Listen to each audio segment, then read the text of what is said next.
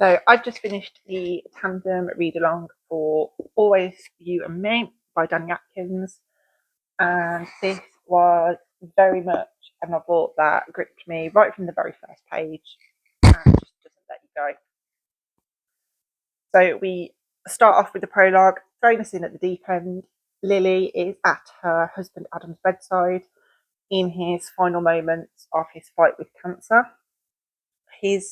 With his dying breaths, he begs her to promise him that she will go and find her childhood friend Josh and forgive him, but also that she needs to forgive Adam too. We then skip forward to a year after his death. Lily is still grieving. She's still living with all of these things that she's missing about Adam. And even though she's got this thriving cake business, she still feels very lost. She still hasn't sorted out Josh either, and that's about to change when she has to make an unexpected cake delivery up north with her dog Fletcher. And while she's away, she finds this sign from Adam that now is the time for her to go and find Josh.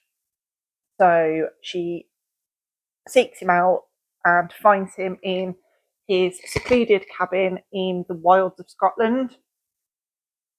Their reunion is fraught with tension, and after it not quite going to plan, Lily tries to flee, despite Josh warning her that the weather is, too bad for that, and she ends up crashing her car into a ditch.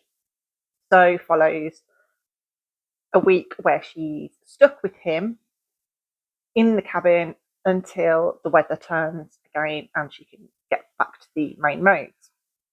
They have to spend all this time together and confront their feelings about the past and try and see if they can have any kind of reconciliation. So, as I said, the prologue rips out your heart.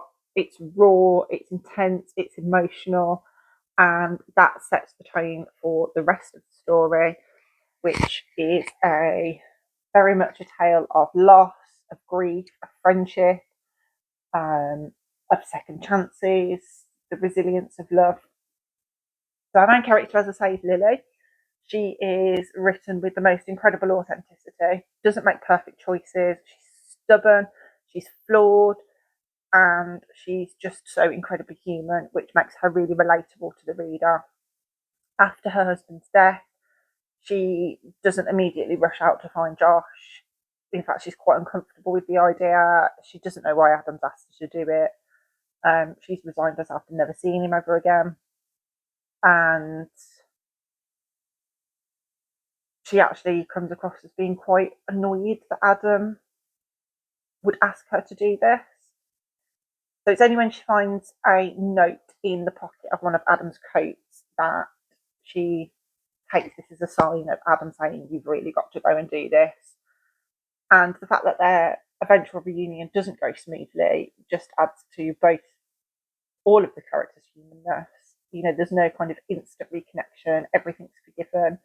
They are forced to spend this time together, and it's full of unresolved feelings, it's full of secrets, it's full of tension, and it just creates this really intense sense of longing that you as the reader feel yourself. Something that really, really stood out to me in this book is the portrayal of Alzheimer's disease.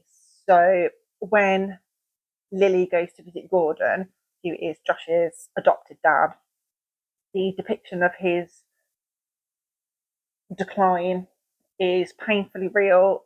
It's so respectful though, and it's so accurate the way she describes how it is to watch someone that you love lose themselves piece by piece. She doesn't shy away from the difficulties of dealing with grief either. Anybody who has ever experienced a loss will fully understand Lily's struggle with experiencing all of the firsts without Adam, the idea that we will think, oh, I must tell that person this thing, and then remembering that they're not there to tell.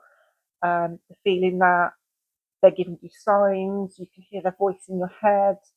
Um, Dani Atkins does this all head on, no shying away from it, no beating around the bush, and it just adds to the heartbreak of this story, but also makes it more relatable to the reader. We do get several smaller snippets and several chapters where we go back in time to specific points of Josh and Lily's friendship, all the way back to the beginning where they first made friends. And this switch in the timeline really gives a lot of context to their current relationship. And in the case of the story that we are being told, it adds a lot of value to actually experience those events from the character's point of view rather than it just being a memory or being told secondhand.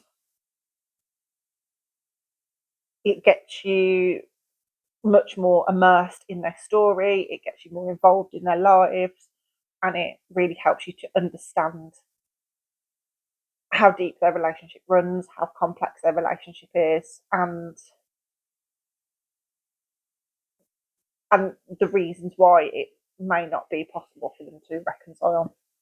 So towards the end, we get these big revelations that are made, and this just serves as a reminder to the reader that no matter how much we think we love someone, no matter how much we think we know them, the humans are not infallible, and sometimes we make decisions that can ultimately have devastating consequences in the long run. Even those we are closest to can hide things from us, hold secrets, and when those secrets come out, that can change everything. Overall, as I said at the beginning, this book is going to stay with me for a long time. I haven't stopped thinking about it since I read it. It serves as a reminder to us of the enduring nature of love, the bittersweet truth that even if we've lost somebody, they never truly leave us. And even though the people that we love hide things from us, might have secrets from us, it doesn't mean that they don't love us. Even if motives for not telling us the secret is slightly skewed. I rated this 5 stars, and I do believe that at the moment it is available on Kindle Unlimited.